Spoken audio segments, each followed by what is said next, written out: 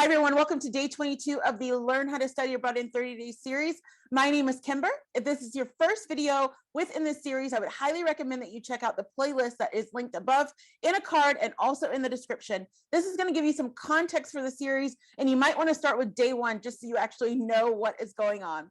In today's video, we are going to be talking about money. We're starting to look at, now that you have accepted your study abroad program and you're looking forward to going, what does money look like for you? What's going to be involved in terms of your housing, your flights, your visa? Who's going to be paying for that? How is it going to be paid for? We're going to start talking about that right now. So for day 22 of our series, we are talking about money. So we've already touched a bit on, sort of the general cost of study abroad. You know that before you applied to your programs, you would have checked that out. But now we're talking more about moving into thinking about budgeting specifically and what that's going to look like throughout the process of your study abroad program, keeping in mind that there is no one set budget, and depending on where you're going, depending on what's going on in the market, a lot of different things can happen. But we're just going to talk some overall general concepts of money for study abroad. So when it comes to your tuition specifically, this is going to be the main thing that's going to get you into your program. So you want to know, how will you be paying your tuition? So there are 4 different methods that are typically most common. So direct payment makes sense. That is where you're going to be writing a check, or most likely your parents or family will be writing a check, or even if you are doing, as we've talked about, faculty-led programs, this is where your financial aid that you have at your current school can just roll over and roll into the study abroad program. So if it's going to be something like that, you'll still need to get the vital information of, if you're doing the rollover with the financial aid, how is that specifically going to work? Is there any form you need to fill out? If you are sending a check, or your parents are going to be sending a check, where do you send the check? Who do you address it to? Does it need to be a cashier check? Does it need to be a bank check? Does it need to have an ID with it? There's still these basic questions you have to ask. For a lot of programs, they actually want payment in installments. For this, it could be a variety of reasons, maybe for tax purposes or for purposes of just enrolling, or if they want to have the ability, if something goes wrong and they want to be able to maybe let a student go, if they're doing it in installments, it works better for them to be able to reverse payment, or however that works. So a lot of programs ask for installments. Does your program ask for installments? If they do, again, how does that work? Do they want it paid by credit card? Do they want it paid by check? Are they going to, if you're getting some type of financial aid, do they accept the financial aid in installments? If so, do you have to reach out to the scholarship board or the grant board or the loan company to ask them to send it in installments? So there's all these little pieces and details that you need to think about.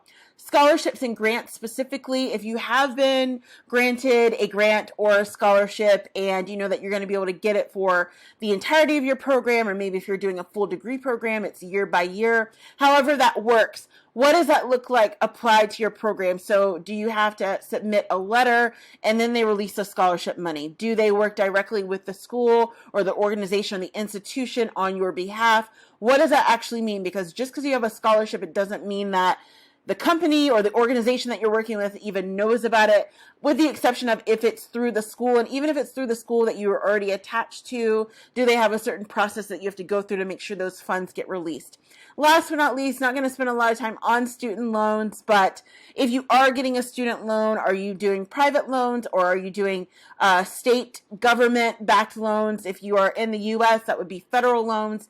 And then across the world, there are some government-based student loans versus bank loans. Similarly, for the payment of those, are they going to be cutting you the check directly, or is it going to be going to your school? If it does, are there any specific forms you need to fill out to make sure that your school gets the information they need to apply that loan? So lots of different pieces that we've, again, just mentioned here to think about from a money perspective. Similarly, with your visas, your flights, and your housing, as you know, these are 3 big ones that it's always a conversation of who is going to be paying for what and who does what. So as we discussed when we were just getting started with this process, for a lot of organized independent programs, whether it be through an agency like American Institute of Foreign Studies or a similar one that is throughout the world, they will often have all-inclusive packages. So that means that they take care of your housing, your flights, they help you with your visa, and that is all included in the overall cost of what you're doing. So once you get started with paying your tuition, that's when that starts. Whereas there are a lot of organizations and even a lot of schools, even if you're enrolled currently in a school, they may not be able to help you with the visa for a variety of reasons. Maybe they do not do that. Maybe there's a tax issue with that. There's so many different reasons why they don't do that. Similarly with your flights or your housing. So again, as we mentioned in a couple of videos ago, you want to be clear about who is paying for what. And now you'll also want to just think through how will it work and who is paying, just so that you are clear and you don't miss anything. Let's say that you are expected to pay for your housing, but the program will help you with your visa. You need to know that so that you can understand better how to break down your budget and understand how that's actually going to work well for you. And so while I know that money is a very stressful topic for most people, even if your parents are paying for everything, they still are going to have you on some type of a budget probably. And so just looking forward, this is very easy to kind of break down once you start thinking about what you're really going to need. And once you have a clear understanding of who will be paying for what and when that actually happens. So definitely spend some time starting to think that through so that you can ease some of the stress when it comes to money and study abroad money particularly. I will see you tomorrow for day 23.